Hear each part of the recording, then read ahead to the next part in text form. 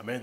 Si vous êtes dans Philippiens chapitre 1, relisons les versets 25 à 30 et gardez quelque chose dans Philippiens chapitre 1, c'est notre chapitre référence. Donc il est dit à partir du verset 25, « Et ayant cette confiance, je sais que je demeurerai et resterai avec vous tous pour votre avancement et votre joie de la foi, afin que pour moi votre réjouissance puisse être plus abondante en Jésus-Christ par mon retour auprès de vous. Seulement que votre comportement soit comme il convient à l'évangile de Christ, afin que soit que je vienne vous voir, soit que je sois absent, je puisse entendre dire à votre égard que vous tenez ferme en un seul esprit, avec une seule intention, vous efforçant ensemble pour la foi de l'Évangile. » Et le titre du message aujourd'hui, c'est « S'efforcer ensemble pour 2025 ». Cette notion de s'efforcer ensemble pour 2025. Et ça aurait pu être « s'efforcer ensemble pour la foi de l'Évangile en 2025 ». En fait, s'efforcer, je vais le détailler, mais c'est cette notion de travailler dur, de faire des efforts, de travailler ensemble. C'est pas se forcer, c'est s'efforcer. Après, si vous écoutez au bout de 30 minutes, vous dites « Ah, il parle de se forcer ». Non, s'efforcer. C'est le fait de faire des efforts ensemble. Parce qu'on a lu, il est dit, Paul nous dit « Je puisse entendre dire à votre égard que vous tenez ferme en un seul esprit, avec une seule intention. » Et il dit « Vous efforçant ensemble pour la foi de l'Évangile. » Donc on retrouve cette notion de s'efforcer ici. Et s'efforcer ensemble pour 2025. Je voulais faire un message pour la nouvelle année, parce que comme vous le savez, on commence une nouvelle année. C'est l'année 2025, donc pour nous encourager à continuer à travailler. Parce qu'on est là pour travailler, n'est-ce pas? Pourquoi on vient ici le dimanche? Pour travailler pour Dieu, pour servir Dieu. Et donc je vais vous donner les objectifs de notre Église et les objectifs de notre groupe aussi en 2025. Je ne sais pas pour vous, parce que je suis impatient personnellement de voir ce que Dieu va faire à travers notre Église, ce que Dieu va faire à travers notre groupe. On doit se réjouir et réjouissons-nous et soyons zélés pour le Seigneur, n'est-ce pas? On doit être zélés pour le Seigneur en 2025. Donc on va également revoir ensemble aussi l'année 2024 de notre Église et de notre groupe à travers ce message. Pour commencer, je vais vous donner une définition de s'efforcer. Qu'est-ce que ça veut dire que s'efforcer? Donc le titre du message, c'est s'efforcer ensemble pour 2025. Donc une définition sur cnrtl.fr, c'est mettre en œuvre toutes les capacités, tous les moyens dont on dispose pour atteindre un but précis, pour vaincre une résistance ou surmonter une difficulté. Donc c'est tâcher d'atteindre un but précis, s'appliquer à, prendre sur soi, se contraindre. Ça, c'est toutes des définitions de s'efforcer. Sur le Robert Dico en ligne, il est dit faire tous ses efforts, employer toute sa force, son adresse, son intelligence en vue de. Donc c'est faire, comprendre, etc. Il s'efforce de me convaincre, c'est un exemple. Donc c'est s'appliquer à, s'évertuer à, tâcher. Donc on peut rajouter cette notion, je ne sais pas si vous êtes familier avec la notion de ténacité, être quelqu'un de tenace. Donc faire des efforts, et notamment dans le travail. Donc en anglais, on retrouve dans Philippiens chapitre 1, verset 27, c'est « striving together ». Donc, ici, qui est traduit par « vous efforçant ensemble ». Et je vous donne une définition de striving de Webster 1828 en français, c'est faire des efforts, s'efforcer avec sérieux, travailler dur. C'est la traduction de striving. Donc on peut rajouter cette notion de lutter, de concourir pour un prix, de combattre, de travailler avec ferveur. Tout ça, c'est un peu ce que veut dire s'efforcer, avec certains synonymes. Parce que mes amis, on commence une nouvelle année depuis la semaine dernière, et c'est bien qu'on ait des objectifs. Dans vos vies personnelles, d'avoir des objectifs, mais en tant que groupe aussi, avoir un but, quelque chose vers lequel on veut aller, afin de s'efforcer ensemble à atteindre un but précis et d'avoir des objectifs. Et c'est bien si vous avez des objectifs personnels, je vous encourage à avoir des objectifs personnels, c'est bien de se fixer des objectifs en début d'année, des choses peut-être que vous voulez changer, des choses que vous voulez améliorer, des choses que vous voulez faire. Parce qu'il y a beaucoup de personnes, même vous rencontrez beaucoup de personnes non sauvées, ils ont ce qu'on appelle des résolutions pour l'année, n'est-ce pas? J'ai cette résolution, par exemple, faire plus de sport, avoir une meilleure santé, changer de travail. Ça peut être plein de choses que les gens ont comme résolution pour la nouvelle année. Vous avez peut-être des objectifs vous-même pour votre travail, pour la maison, pour la santé, etc. Et c'est bien si c'est des choses bénéfiques, n'est-ce pas? On veut avoir des bons objectifs pour l'année 2025. Mais bien sûr, quel est le plus important? Quelle est notre priorité? C'est le travail de Dieu, n'est-ce pas? La top priorité dans nos vies, c'est le travail de Dieu. C'est très bien que vous ayez des objectifs, on doit avoir des objectifs personnels, mais on doit voir les objectifs qu'on se fixe en tant que groupe, notamment ici et de notre Église, comme notre priorité. Parce que la priorité, c'est le service à Dieu. L'œuvre de Dieu reste toujours la plus importante que nos objectifs personnels. Même si, encore une fois, c'est bien d'avoir des objectifs personnels.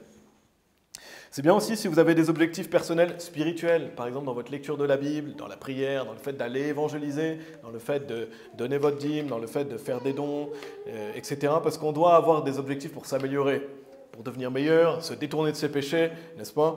Et je ne vais pas parler de ça aujourd'hui. La semaine prochaine, on fera un message justement plus personnel sur cette notion d'avoir des objectifs personnels et de continuer à travailler pour Dieu personnellement, individuellement. J'en parlerai plus la semaine prochaine. Aujourd'hui, on va parler en matière de groupe. Alors, posons-nous la question, où est-ce que vous allez principalement pour servir Dieu? Quel est l'endroit où on va pour servir Dieu principalement? C'est l'église locale, n'est-ce pas? Où est-ce qu'on va servir Dieu? Bien sûr, on le sert dans notre vie tous les jours, mais c'est à l'église locale, donc dans la maison de Dieu. Et nous, on est un groupe, mais on est une extension de Strong Tower. Donc quand vous venez ici pour servir Dieu. Pas pour servir votre propre intérêt, mais pour servir le Seigneur. Donc, de notre côté, si vous venez ici, vous venez dans un groupe d'évangélisation qui fait partie d'une église, donc vous venez à Strong Tower. Donc les objectifs de notre église, on doit prendre ça à cœur en tant que groupe, et on a des objectifs de groupe qu'on doit prendre à cœur aussi, chacun d'entre nous. Donc personnellement, on doit nous employer à travailler pour les objectifs de notre église et pour les objectifs de notre groupe. Chaque personne qui vient ici et qui est un membre de Strong Tower, donc en venant ici, les objectifs de votre église doivent être la top priorité. Vous devez mettre vos objectifs, les objectifs de notre groupe en haut de vos objectifs. Parce que c'est le service à Dieu, c'est le fait de venir servir Dieu. Donc c'est ça pour ça que j'ai appelé le message « S'efforcer ensemble ». Donc c'est de travailler ensemble, de fournir des efforts. Amen. Parce que ça a des conséquences éternelles, ce que vous faites pour Dieu. Ce que vous venez faire pour Dieu a des conséquences éternelles. Donc ça doit être notre top priorité, les objectifs de notre groupe. Et Dieu vous bénisse, si vous venez ici, ça veut dire que vous avez à cœur de venir servir Dieu. Donc si vous venez ici, c'est que vous avez à cœur ça. Donc vraiment, contribuer à l'œuvre de Dieu, ça doit être notre priorité. Donc restez dans Philippiens chapitre 1, on va relire des versets. Alors plusieurs points avant de rentrer dans les objectifs aujourd'hui, parce que le titre du message c'est « S'efforcer ensemble pour 2025 ». Et souvenez-vous, s'efforcer, c'est mettre en œuvre toutes les capacités, tous les moyens dont on dispose pour atteindre un but précis, pour vaincre une résistance ou surmonter une difficulté. Relisons Philippiens chapitre 1 des versets 27 à 30. Tout ça c'est une introduction et on va voir. Avant de rentrer dans les objectifs, il y a quelque chose que je veux vraiment souligner dans ce message. Regardez à partir du verset 27, Philippiens chapitre 1, jusqu'au verset 30, il est dit « Seulement que votre comportement soit comme il convient à l'évangile de Christ, afin que, soit que je vienne vous voir, soit que je sois absent, je puisse entendre dire à votre égard que vous tenez ferme, en un seul esprit, avec une seule intention, vous efforçant ensemble pour la foi de l'évangile. » Donc Paul parle aux Philippiens, il parle à une église. Je ne vais pas trop parler du contexte, mais il y a une notion extrêmement importante dans ce passage qu'on retrouve dans beaucoup de passages de la Bible, c'est cette notion d'unité. Si vous regardez, il est dit que vous tenez ferme en un seul esprit, avec une seule intention. Donc là, Paul met l'accent sur l'unité, l'importance de l'unité dans l'Église. Et si on veut être un groupe efficace qui accomplit de grandes choses pour Dieu et qui travaille pour Dieu, on doit être un groupe qui vit dans l'unité, n'est-ce pas? L'unité est extrêmement importante si on veut œuvrer pour Dieu. Et ici, Paul le rappelle aux Philippiens, il dit qu'il veut entendre quoi? Qu'ils tiennent ferme en un seul esprit, avec une seule intention, vous efforçant ensemble pour la foi de l'Évangile. Donc si on veut être ce groupe efficace, on doit tenir ferme en un seul esprit, avec une seule intention. Allez dans 1 Corinthiens chapitre 1, si vous voulez bien, et gardez quelque chose dans Philippiens chapitre 1, 1 Corinthiens chapitre 1. Parce qu'on se réunit pour le Seigneur, pour son œuvre, on doit tenir ferme autour de la Bible. C'est notre priorité, n'est-ce pas? On tient ferme sur les doctrines bibliques, on tient ferme sur, d'une seule intention, d'un même esprit, sur l'esprit de Christ, sur l'esprit de la parole de Dieu. Et donc avec l'intention de servir Dieu et de garder ses commandements. Regardez dans 1 Corinthiens chapitre 1, au verset 10, il dit « Maintenant je vous implore, frères, donc il le dit aussi aux Corinthiens, « Maintenant je vous implore, frères, par le nom de notre Seigneur Jésus-Christ, que vous disiez tous la même chose, et à ce qu'il n'y ait aucune division parmi vous, mais que vous soyez parfaitement joints dans la même intention et dans le même jugement. » Donc vous voyez cette notion encore d'intention. On l'a vu dans Philippiens, on le voit ici dans Corinthiens, d'être joints. Donc comment on veille à ça, qu'il n'y ait pas de division? Vous voyez ce qu'il est dit ici, il est dit, et à ce qu'il n'y ait aucune division parmi vous. Donc on doit veiller si on doit veiller à ça, c'est que c'est un travail, on doit tenir ferme, qu'il n'y ait pas de division, qu'il n'y ait pas de division entre nous, parce qu'on doit être déjà unis autour des doctrines bibliques, n'est-ce pas? On base tout ce qu'on croit sur la Bible. Tout ce qu'on croit, on le base sur la Bible, et du fait qu'on pense à l'intérêt des autres. Tournez dans 2 Corinthiens chapitre 3, donc vous étiez dans 1 Corinthiens chapitre 1, juste 2 Corinthiens chapitre 3. On doit être unis autour des doctrines bibliques, et on doit penser à l'intérêt des autres, et donc d'être bienveillant envers les autres. Amen. Quand on vient ici, on doit être bienveillant envers les autres. Regardez au verset 11 de 2 Corinthiens chapitre 3, il est dit « Finalement, frères, à Dieu, soyez parfaits, encouragez-vous, soyez d'une même intention. » Encore cette notion d'intention ici. Vivez en paix, et le Dieu d'amour et de paix sera avec vous. Donc ça commence dans votre cœur, déjà, quand on a l'intention de faire quelque chose. Donc ça veut dire que vous devez déjà déterminer dans votre cœur que vous voulez l'unité, que vous ne voulez pas la division, vous ne voulez pas l'envie, la querelle. je vais en parler après, mais avoir cette même intention qui est de servir Christ. On n'est pas là pour se servir soi-même, on est là pour servir Dieu. Et donc il est dit ici, encouragez-vous, soyez d'une même intention. Si vous voulez, si vous avez des problèmes avec cette notion d'unité, de même intention, encouragez les autres. Encouragez-vous, soyez d'une même intention. Parce que quand vous encouragez les autres, vous n'êtes plus focalisé sur vous, mais vous voulez le bien de l'autre. Donc ça pousse à l'unité. Et c'est ce qu'on veut ici. Encourager les frères et sœurs pour qu'on reste centré sur le fait de servir Dieu. Encourager les autres à rester focalisés sur le Seigneur Jésus-Christ, qu'on est là pour servir Dieu. Il est dit, vivez en paix. Donc ça veut dire quoi? Ça veut dire pardonner aux autres, soyons miséricordieux l'un envers l'autre, pardonnons les uns aux autres, gardons cet esprit d'unité. Une première chose, attention aux divisions. Donc c'est comme ça qu'on garde l'esprit d'unité. Mais les mentions aussi, si vous retournez dans Philippiens chapitre 1, oui, vous pouvez même aller dans Philippiens chapitre 2 si vous voulez bien. Mais dans Philippiens chapitre 1, je ne vais pas le relire, mais frère Tristan l'a lu en début du message, il y a cette notion d'envie et querelle. Il dit attention parce qu'il y en a qui prêchent Christ par envie et par querelle. Et ça aussi, c'est un opposé à l'unité. C'est un opposé à l'unité. Attention à cette malfaisante émotion qui est l'envie. L'envie, c'est une malfaisante... La Bible en parle vraiment, et j'avais fait un message là-dessus, j'en reparlerai dans un autre message. C'est quelque chose de très dangereux, l'envie, parce que ça pousse à la haine, ça pousse à détester son frère ou sa sœur. Donc attention à l'envie, le fait d'envier les autres. Envier le talent de quelqu'un, envier peut-être l'accomplissement de quelqu'un, envier ce que quelqu'un a, qu'est-ce qu'il fait. Attention à l'envie, ça n'a aucune place dans l'Église. Attention à l'envie. Et la plupart des gens, j'en reparlerai dans un autre message, mais la plupart des gens qui sont envieux, ils ne veulent pas se l'avouer à eux-mêmes. Et c'est ça qui est dangereux. Ils vont trouver toutes sortes d'excuses pour détester les gens et pour dire oh non. Et en fait, au fond d'eux, il y a de l'envie. Donc attention à l'envie. L'envie, la querelle, parce que l'envie entraîne des querelles, ça entraîne de la haine, ça entraîne des problèmes. Donc attention à l'envie, la querelle, c'est contre l'unité. Nous, on veut être dans l'unité. Par exemple, la querelle de vouloir être meilleur que les autres, se comparer aux autres, meilleur que les autres, plus sain que les autres, etc. Ça n'a pas sa place ici. Si on veut s'efforcer ensemble, on doit rester dans l'unité.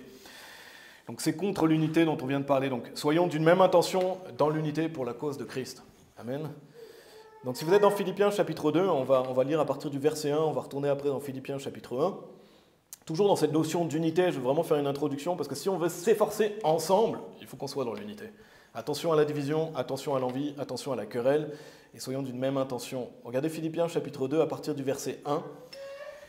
Il est dit, s'il y a donc quelque consolation en Christ, si quelque réconfort d'amour, si quelque association de l'esprit, si quelques entrailles et miséricorde, comblez ma joie pour que vous ayez de semblables intentions, ayant le même amour, étant d'un seul accord, d'une seule intention. Que rien ne soit fait par querelle ou vaine gloire, mais avec modestie d'intention, que chacun estime l'autre meilleur que lui-même. Que chaque homme ne regarde pas seulement à ses propres intérêts, mais que chaque homme aussi veille aux intérêts des autres. Que cette intelligence soit en vous, laquelle était aussi en Christ Jésus. Donc encore cette notion d'intention, si vous voyez bien, il est dit « ayez de semblables intentions ». Après il est dit « d'une seule intention ». Après il est dit « avec modestie d'intention ». Donc je pense que c'est important l'intention que vous mettez, n'est-ce pas? L'intention qu'on met est d'être focalisé sur le Seigneur Jésus-Christ.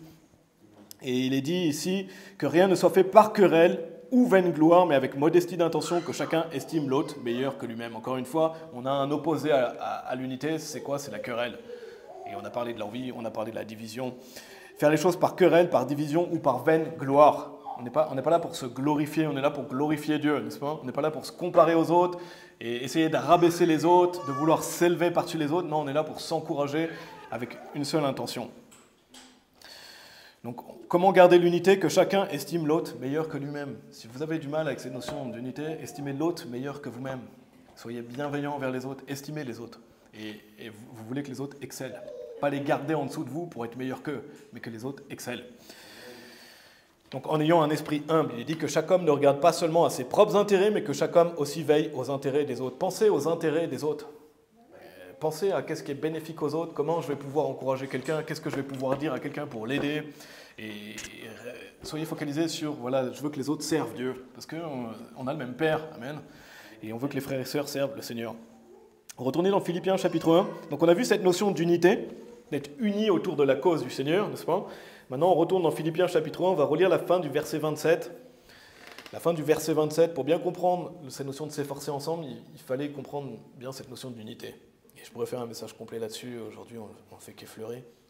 Regardez Philippiens chapitre 1, fin du verset 27, il est dit « Je puisse entendre dire à votre égard que vous tenez ferme en un seul esprit, avec une seule intention, vous efforçant ensemble pour la foi de l'Évangile. » Parce que le fait de tenir ferme, d'être dans l'unité, comme on a vu, avoir une seule intention, que dit la suite? Pourquoi tout ça? Vous efforçant ensemble pour la foi de l'Évangile. Donc quel est l'aboutissement de toute cette unité? C'est s'efforcer ensemble pour la foi de l'Évangile. Donc pourquoi être dans l'unité? Pour ces raisons-là, s'efforcer ensemble pour la foi de l'Évangile. On s'emploie à un but précis, n'est-ce pas? Quel est le but précis? La foi de l'Évangile. C'est tout autour de l'Évangile. Pourquoi on est dans l'unité? Pourquoi on se réunit?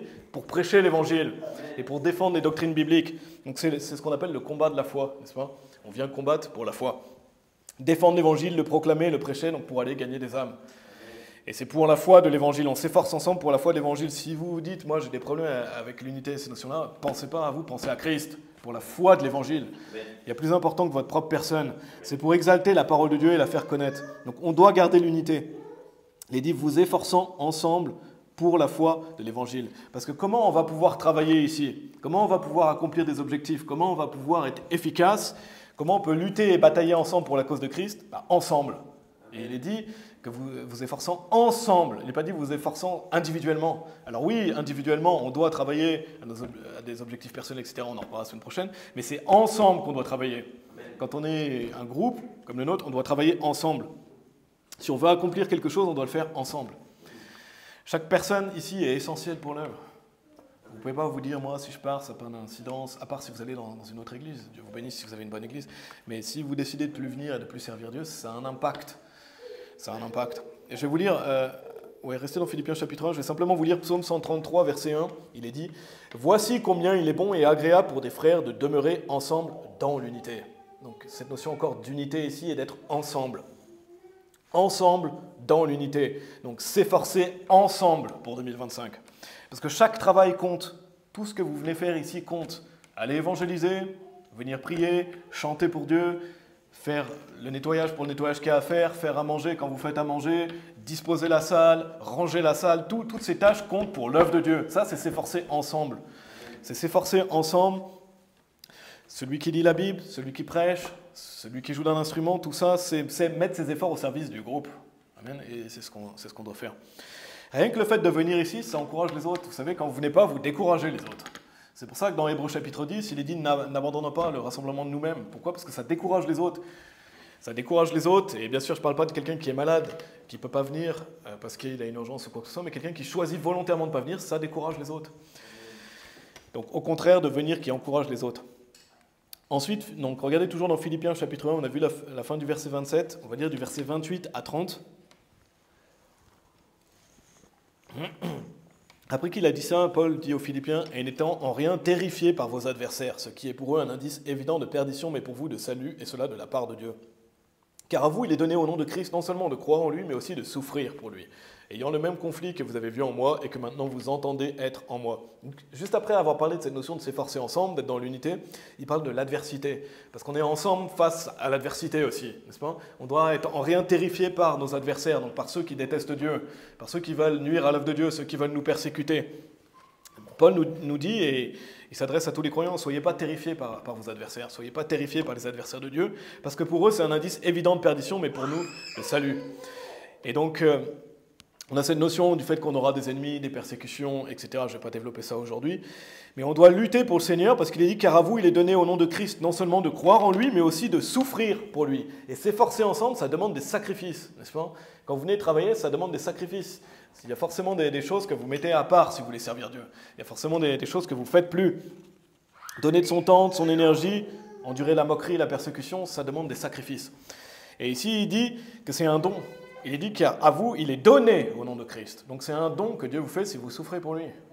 Pourquoi? Parce que celui qui souffre, de Timothée chapitre 2, verset 12, il dit « Si nous souffrons, nous régnerons aussi avec lui. Si nous le renions, il nous reniera aussi. » Donc si vous souffrez avec Christ, vous allez régner aussi avec lui. Donc c'est un don. Parce que là, pour l'instant, on est dans ce monde physique, et on a nos difficultés, on a nos afflictions, etc., qu'on ne minimise pas. Mais si on voyait le paradis et les souffrances qu'on a pour Christ, la Bible nous dit, si nous souffrons, nous régnerons aussi avec lui. Et donc, régner avec le Seigneur Jésus pendant le millénium, notamment, n'est-ce pas? Voilà un objectif pour 2025. Régner avec le Seigneur Jésus-Christ pendant le millénium, parce que le millénium va arriver. Et je vous l'assure, je vous le promets, parce que la Bible dit, un jour, il y aura le millénium. Donc, si vous voulez un objectif pour 2025, pensez à ça, régner avec Christ dans son millénium. Régnez pendant le millénium avec le roi des rois et vous allez vous réjouir pour toujours des récompenses éternelles. Amen. Et ça, c'est un but, ça, c'est un objectif. Le monde ne peut pas vous offrir cet objectif. Allez dans Philippiens chapitre 2, si vous voulez bien. Et comment ça passe? Ça passe par quoi, si vous voulez régner avec Christ? Ça passe par toutes les petites et les grandes œuvres que vous faites pour Dieu. Toutes les choses que vous faites pour Dieu. Toutes les choses que l'on fait pour Christ. Et ça, c'est année après année, dont cette année 2025. Ça passe par le fait d'aller évangéliser.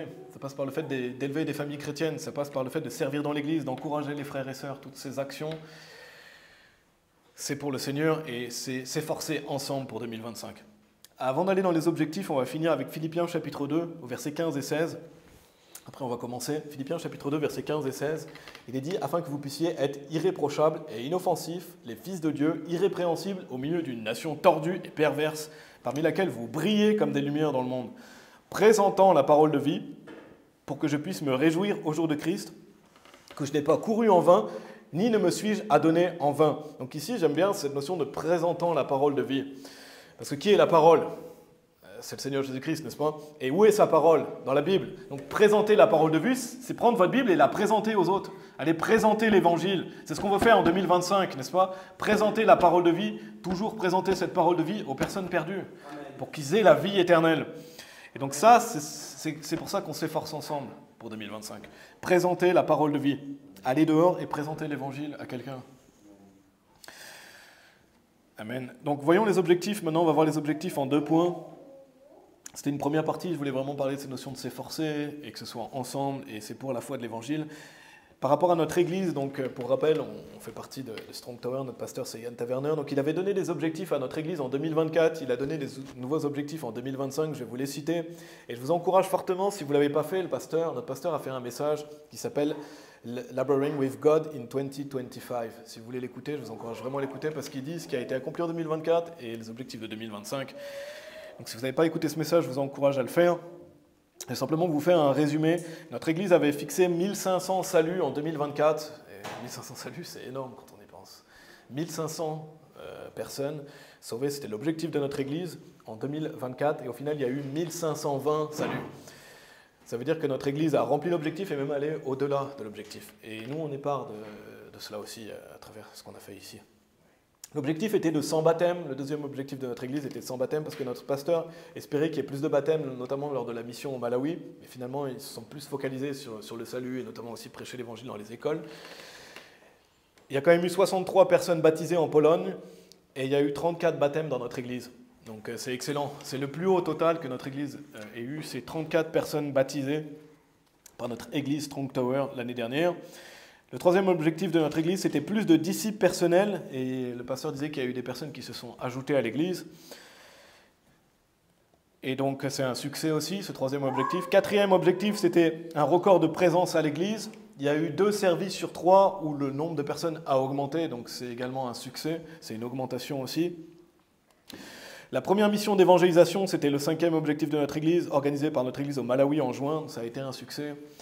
Et ils ont beaucoup prêché l'Évangile, il y a eu beaucoup de gens qui ont écouté l'Évangile là-bas, beaucoup de personnes sauvées, et il y avait aussi un objectif par rapport aux Pays-Bas où ils sont allés en 2024. Et le dernier objectif de notre Église, c'était prêcher l'Évangile dans les écoles au Royaume-Uni. Le pasteur disait qu'au Malawi, ils ont eu cette opportunité de prêcher à beaucoup d'enfants, je crois 2000 enfants dans les écoles, c'est énorme. Et ils ont aussi, à travers l'évangélisation dans la rue, ils ont prêché aussi à beaucoup de jeunes. Donc ça, c'était les 6 objectifs de notre Église en 2024 et les résultats qui vont avec. Maintenant, les nouveaux objectifs en 2025 de notre Église, 2000 saluts. Donc notre pasteur a fixé 2000 saluts entre l'Église en Angleterre, notre groupe, le groupe en Afrique du Sud, donc les groupes d'évangélisation qui font partie de l'Église. Donc ça, c'est l'objectif de notre Église, 2000 saluts. Et notre Église va aussi faire plus d'évangélisation dans la rue. Ce que disait notre pasteur, ils vont faire plus d'évangélisation dans la rue. Ils vont continuer le porte-à-porte, mais ils vont aussi aller un peu plus dans la rue. Et ils le faisaient déjà en fin d'année dernière. 50 baptêmes, c'est l'objectif numéro 2 de notre Église. Troisième objectif, être plus accueillant pour les visiteurs. Quatrième objectif, une moyenne plus haute de présence à l'Église. Cinquième objectif, au moins une nouvelle mission d'évangélisation, notamment en Afrique du Sud et peut-être au Malawi. Et le 6e objectif de notre Église, c'est prêcher à plus de jeunes, parce que les enfants, on le sait, sont plus susceptibles de recevoir le royaume de Dieu, n'est-ce pas? Donc ça, c'est les 6 objectifs de notre Église en 2025. Et quand on pense à ces objectifs, Dieu soit loué pour ces magnifiques objectifs et qu'on fasse partie de ça. Parce que faire partie d'une Église qui a un objectif de 2000 saluts, c'est une bénédiction. On doit se reconnaître béni de faire partie d'une Église qui a des objectifs comme ça. Et comme j'avais dit l'année dernière, je l'avais mentionné, vraiment réjouissons-nous que notre Église ait une telle vision. Amen. Et il y a des églises qui n'ont même pas un salut dans l'année. Notre pasteur il a un objectif de 2000 saluts. Et ce n'est pas juste des gens, on prend quelqu'un, on lui dit répète après moi. C'est des gens qui écoutent une claire présentation de l'Évangile, on s'assure qu'ils ont compris, on pose des questions. Et s'ils sont prêts, alors ils invoquent le nom du Seigneur avec quelqu'un de l'Église. Donc prions pour tous ces objectifs et faisons notre part ici en Suisse. Donc ça c'était le premier point, les objectifs de notre Église passée, les objectifs présents. Maintenant on va voir dans le deuxième point, qu'est-ce que notre groupe a accompli en 2024 et quels sont nos objectifs en 2025. Déjà faisons une revue de notre année 2024. On s'était fixé 6 objectifs, si vous vous rappelez, pour notre groupe. Et gardons en tête que les objectifs, c'est comme quelque chose qui nous motive, qui nous encourage à aller de l'avant. Ce n'est pas un poids, n'est-ce pas? Ce n'est pas un stress. Non, c'est pour nous pousser, s'efforcer ensemble, pour regarder à quelque chose. Et je crois que les objectifs dans la vie sont bien de manière générale. Ça nous motive, ça nous encourage. Donc voyons ça comme quelque chose qui nous dynamite à aller de l'avant. Donc cette notion qu'on voit aujourd'hui ensemble, s'efforcer ensemble. Donc notre premier objectif en 2024, c'était 120 saluts. Dommage, on en a eu 100. Notre premier objectif, c'était 120 saluts. Et vu la taille de notre groupe, c'est déjà vraiment bien si ne serait-ce qu'on serait arrivé à 120 saluts. Vu la taille de notre groupe, seulement on était arrivé à le dépasser, ce serait déjà une grande victoire, n'est-ce pas? Mais Dieu soit loué, on n'a pas fait tout juste y arriver ou tout juste le dépasser. On a eu 155 personnes sauvées l'année dernière. Donc c'est un excellent résultat, amen. C'est 30% de plus que 120. Donc ça veut dire qu'on a quasiment un tiers de plus que ce qu'on s'était fixé. Donc vraiment bravo à tout votre travail, chaque personne qui a contribué, chaque personne qui est venue, qui a prié, chaque personne qui a été investie.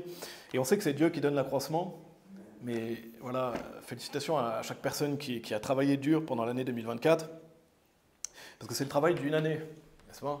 C'est le travail d'une année, c'est le travail de semaine après semaine et mois après mois. C'est quand il fait beau et quand il ne fait pas beau, n'est-ce pas? Il ne fait pas toujours beau. C'est quand il fait froid et quand il fait chaud. Et c'est semaine après semaine, ça demande des sacrifices, ça demande des efforts. Et Dieu voit tout ça. Allez dans Luc chapitre 15, si vous voulez bien, à ce sujet. C'était le premier objectif qu'on a eu en 2024 et les résultats de 2024. On verra les objectifs de 2025 après. Mais prêchez fidèlement l'évangile et le résultat, 155 personnes qui ont invoqué le nom du Seigneur devant quelqu'un de notre groupe. Donc ça, c'était le premier objectif qu'on a largement dépassé et c'est une grande victoire. Regardez Luc chapitre 15, verset 10. Il ne faut jamais oublier ça. Luc chapitre 15, verset 10. De même, je vous dis, il y a de la joie en la présence des anges de Dieu pour un seul pécheur qui se repent. Et nous, il y en a eu 155. Amen. Donc il y a de la joie dans le ciel pour chaque personne qui s'est convertie. Amen. Et en plus, je crois vraiment sincèrement que depuis qu'on fait partie de Strong Tower, notre présentation de l'évangile s'est améliorée. Je pense que si vous avez suivi les enseignements du pasteur, et voilà, on en a fait aussi ici, c'est dans l'objectif d'avoir des meilleures présentations pour qu'on ait, voilà, on se dise, voilà, cette personne, on voit, elle a bien compris. Elle a changé la vie, elle veut placer sa confiance en Jésus-Christ. Et donc, les saluts qu'on a eus, je suis plutôt rassuré par rapport au fait qu'il voilà, y a eu des gens qui ont été... En plus, on ne sait pas tous les autres gens qui ont été sauvés en regardant la vidéo ou après, etc., toutes les graines semées. Mais notre méthode, c'est perfectionner avec le temps pour gagner des âmes. Ça, c'était le premier objectif. Deuxième objectif qu'on a eu, c'était 7 baptêmes. On avait fixé une barre à 7 baptêmes. Pourquoi? Parce que maintenant, on a notre pasteur qui vient régulièrement nous visiter et qui peut baptiser des gens. Donc, on a eu 5 baptêmes. Donc, on n'en a pas eu 7, mais 5 baptêmes, c'est déjà un très bon résultat. On est très proche de l'objectif et c'est vraiment encourageant d'avoir vu des baptêmes. C'est vraiment encourageant, c'est vraiment réjouissant d'avoir eu des baptêmes en 2024.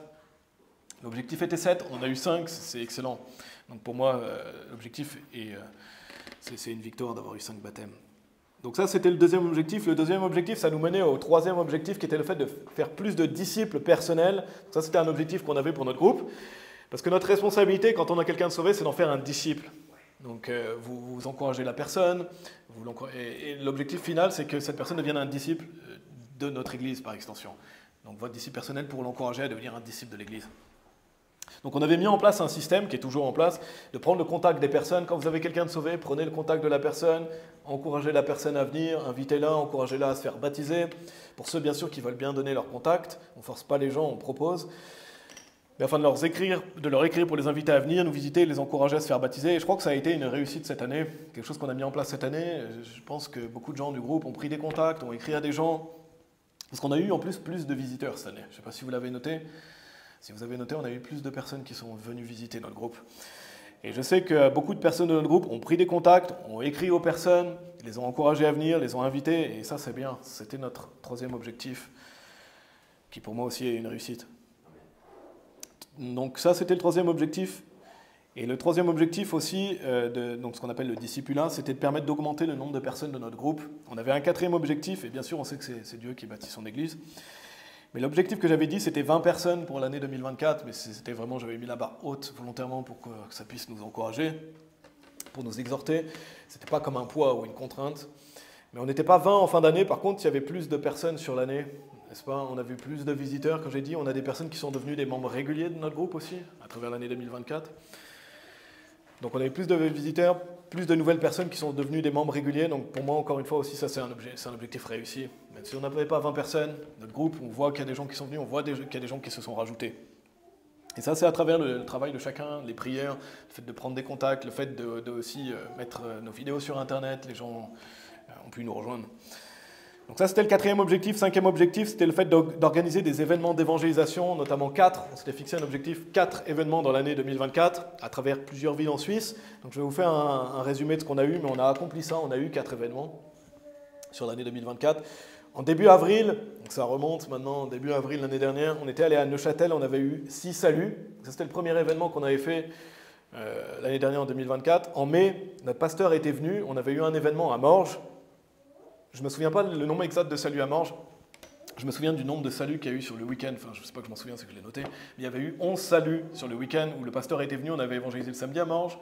Il y avait eu un baptême et on avait évangélisé le dimanche à Lausanne. Et à travers le week-end, on avait eu 11 saluts. Donc je dirais à peu près 6 saluts le samedi, 5-6 saluts le samedi qu'on avait eu pour l'événement au mois de mai.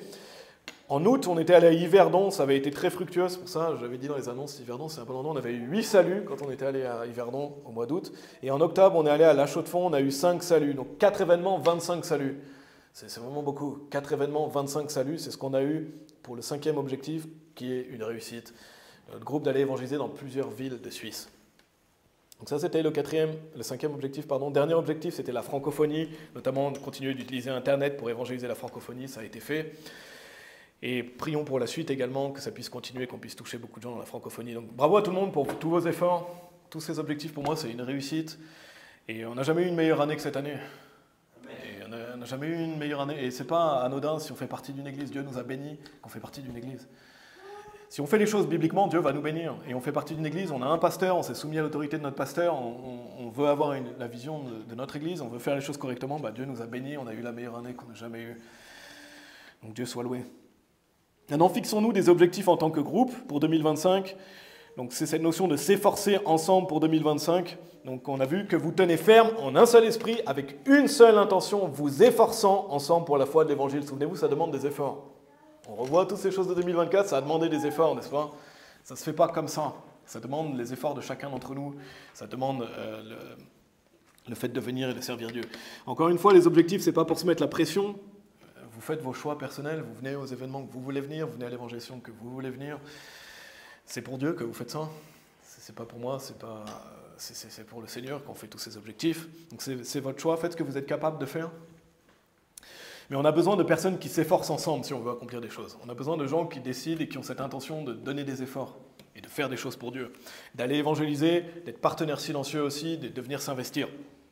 Donc gardons à l'esprit que certains de nos objectifs font partie de ceux de notre Église, donc comme le premier, qui est le nombre de saluts, parce que nos saluts sont comptabilisés pour notre Église. Comme je vous l'ai dit, notre Église a eu 1520 saluts, on a eu 155 saluts ici en Suisse qui faisaient partie de ces saluts pour notre Église. Donc premier objectif, vous êtes prêts? Premier objectif de l'année pour 2025, on va se fixer l'objectif d'avoir 200 saluts. On avait un objectif de 120 saluts, on est arrivé à 155, et si on fait 150, je serais très heureux. Je pense que chacun d'entre nous, on aura accompli l'objectif. Mais je crois qu'on peut y arriver, c'est un beau défi pour nous. Je veux qu'on mette 10% de notre église, c'est 2200, c'est 10%. On a fait 10% de notre église en 2024, faisons 10% de notre église en 2025. Donc si on arrive à 150 saluts encore, ce serait une réussite, mais plusieurs raisons pourquoi je crois qu'on peut arriver à 200 saluts, je vais vous l'expliquer et qu'est-ce qu'on peut mettre en place pour l'atteindre. Je vous rappelle qu'on a eu 155 saluts en 2024, mais on a mis en place ce qu'on appelle des Sunday Push d'évangélisation tous les dimanches, c'est-à-dire où on va évangéliser le matin et l'après-midi. On appelle ça des Sunday Push d'évangélisation, Sunday Push des soul winning. C'est des journées où on va évangéliser le matin et l'après-midi, majoritairement le dernier week-end du mois. Et quel a été le résultat? Je vais vous dire le résultat de ces Sunday Push, donc ce qu'on appelle le Sunday Push, donc de venir évangéliser le matin et l'après-midi. Quels ont été les résultats sur l'année dernière?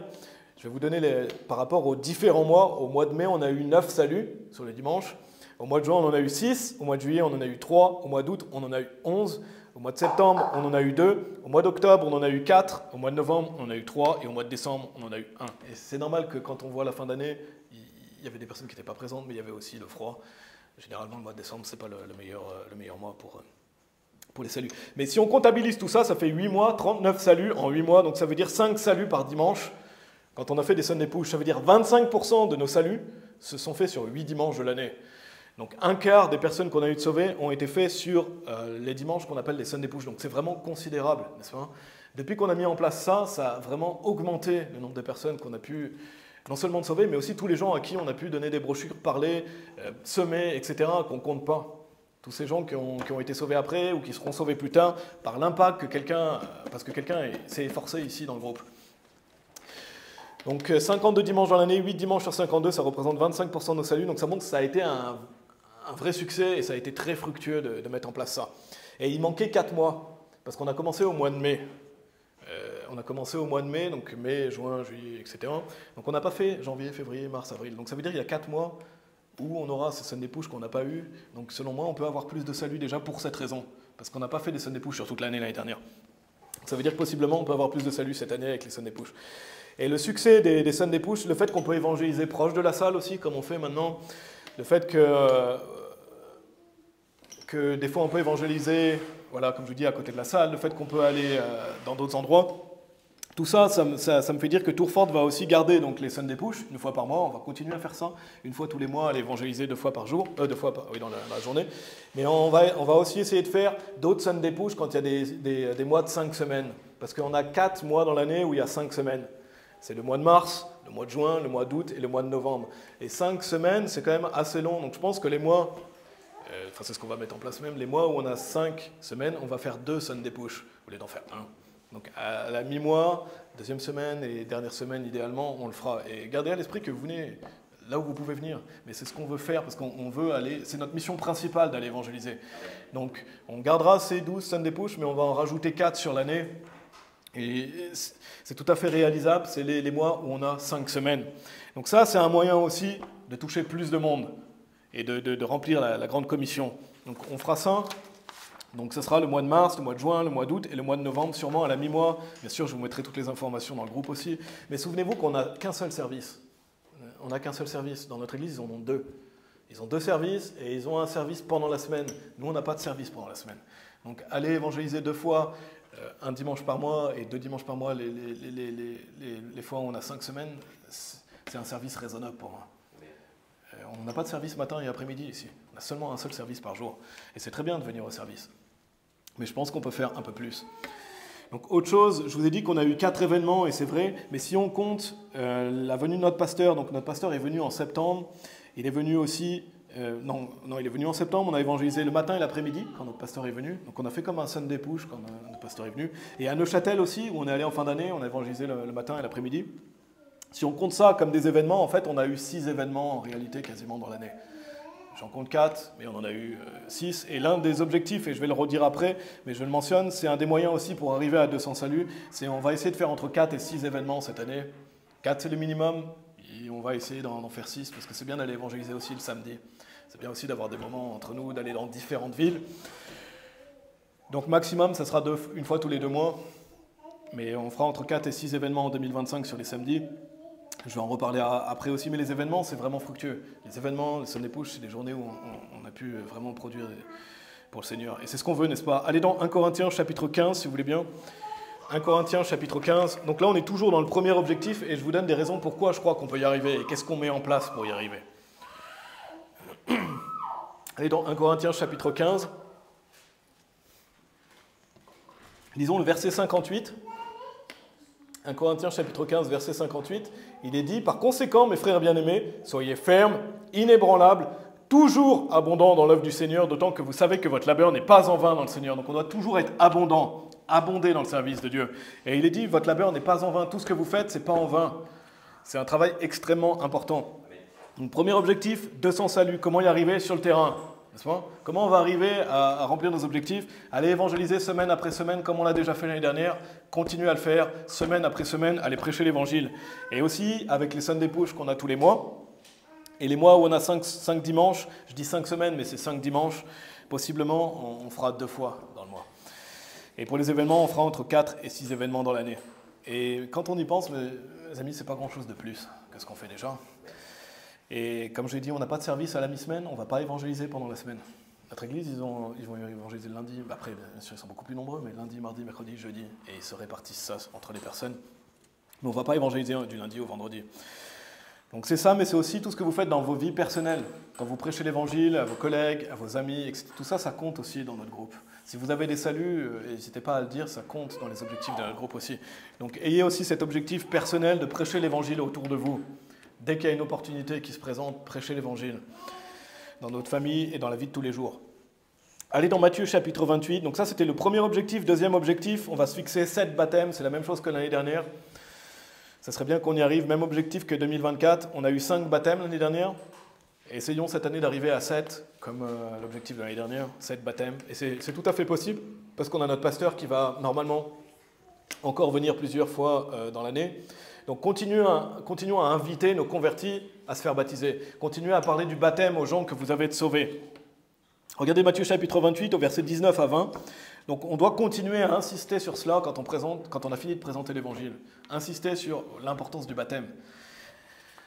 Insister sur le fait que voilà, maintenant que vous êtes sauvés, vous pouvez vous faire baptiser. Prenez le contact de la personne si elle veut bien.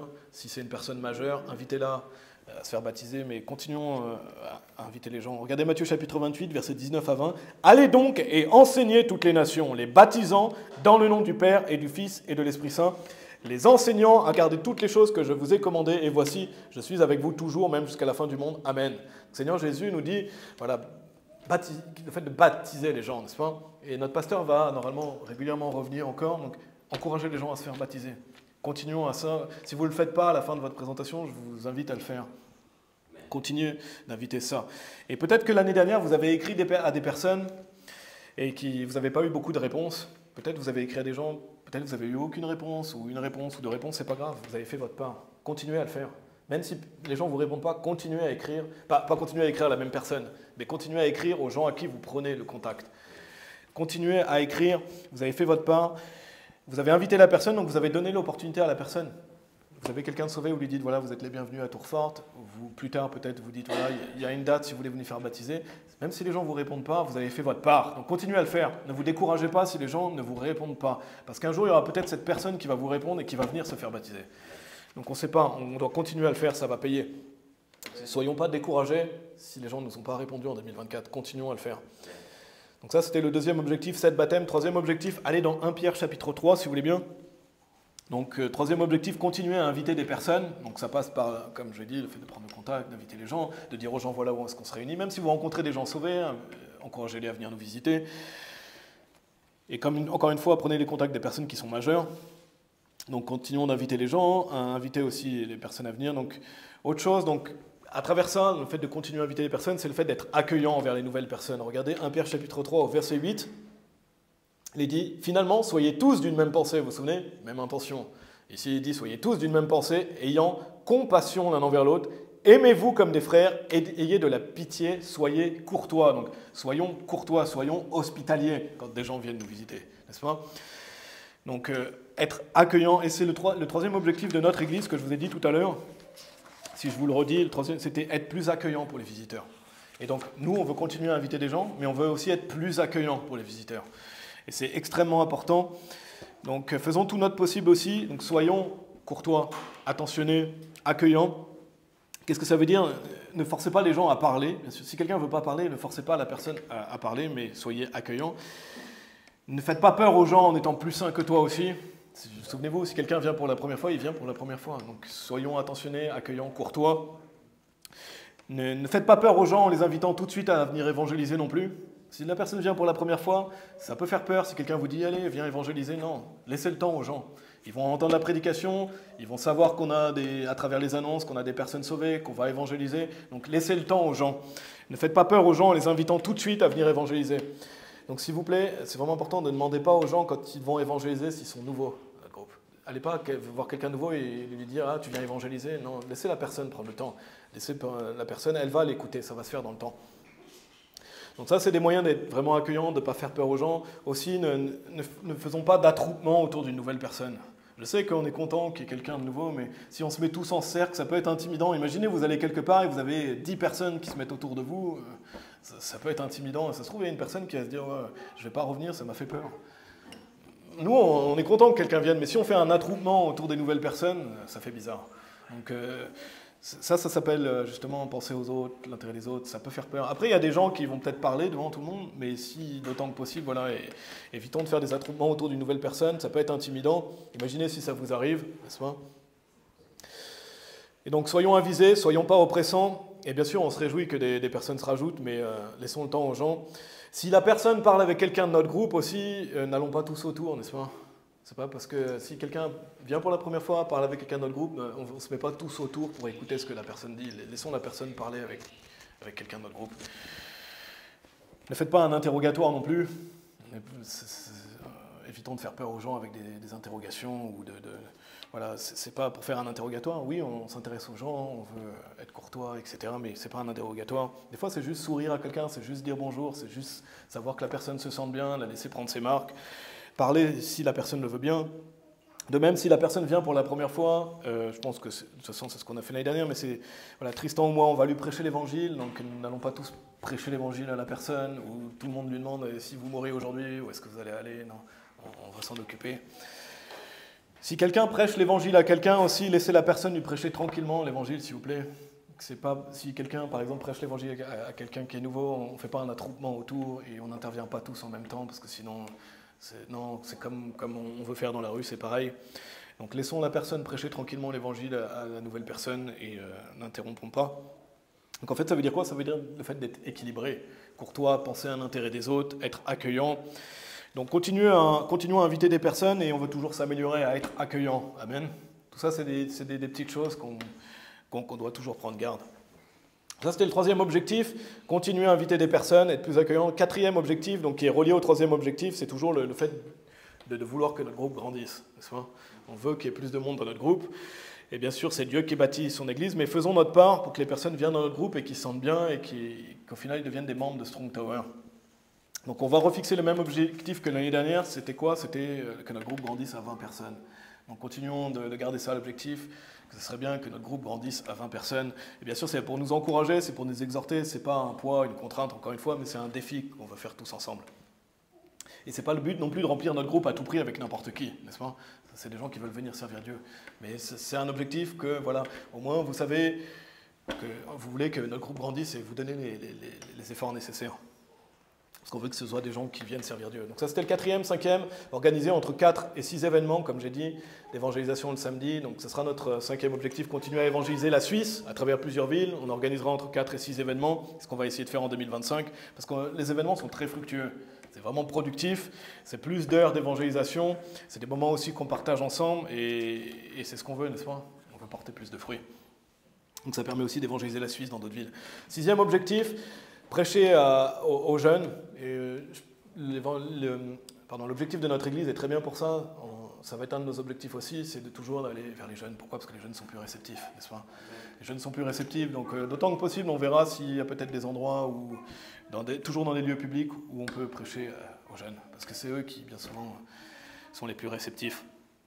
Donc on a un sixième objectif aussi de continuer, et notamment dans les lieux publics, de prêcher aux jeunes.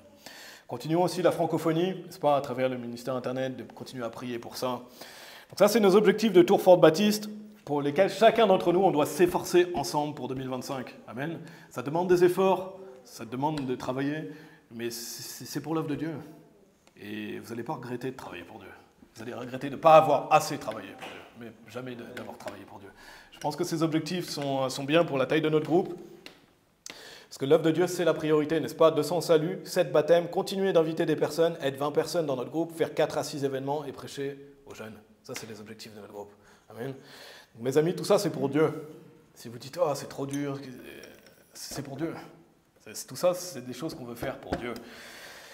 Et donc, si chaque personne ici, les gens qui nous écoutent, les gens qui sont absents aujourd'hui et qui font partie de notre groupe, les gens qui veulent peut-être se rejoindre, si tout le monde prend ça à cœur, ça change tout. Si chaque personne a ça à cœur de s'efforcer ensemble pour 2025, pense à ses objectifs, il réfléchit, travaille pour ça, ben ça change tout. Ça change tout pour l'œuvre de Dieu. Comme j'ai dit, on peut faire des grandes choses pour Dieu si on travaille pour lui. On a vu, je puisse entendre dire à votre égard que vous tenez ferme en un seul esprit, avec une seule intention, vous efforçant ensemble pour la foi de l'Évangile. Amen. Donc s'efforcer ensemble pour 2025. On va prier. Merci Seigneur. Merci pour cette année 2024 qui est passée, Seigneur. Et merci pour tout ce que tu as fait à travers notre Église, notre groupe, Seigneur. Merci de nous avoir bénis au-delà de ce qu'on espérait, Seigneur. Merci pour toutes ces personnes qui ont été sauvées, tous les gens qui ont été baptisés, les gens qui ont rejoint notre groupe aussi. Merci, Père, pour la vision de notre Église. Je prie, Seigneur, pour que tu puisses bénir les objectifs de notre Église, Strong Tower, en Angleterre, Seigneur, que tu puisses bénir les objectifs de notre groupe ici, qui fait partie de l'Église, Seigneur. Je te prie de nous donner aussi des ouvriers dans la moisson, Seigneur, pour qu'on puisse travailler pour toi, Seigneur. Je prie que tu puisses donner bonne santé, bonne vigueur à chaque personne qui veut travailler pour toi. Je prie pour que les gens qui sont absents puissent nous rejoindre et que d'autres personnes puissent se rajouter, Seigneur, que notre groupe puisse grandir sous ta main, Seigneur. Et voilà, merci, Seigneur. On veut combattre pour toi, Seigneur, et c'est toi qui combats pour nous. Voilà, on prie pour tous ces objectifs et pour te remercier de tout ce qui a été fait l'année dernière et pour que chaque personne prenne vraiment à cœur de travailler pour toi et de faire une priorité des choses célestes, des choses éternelles, Seigneur. Merci Père, on prie au nom de ton Fils Jésus-Christ. Amen.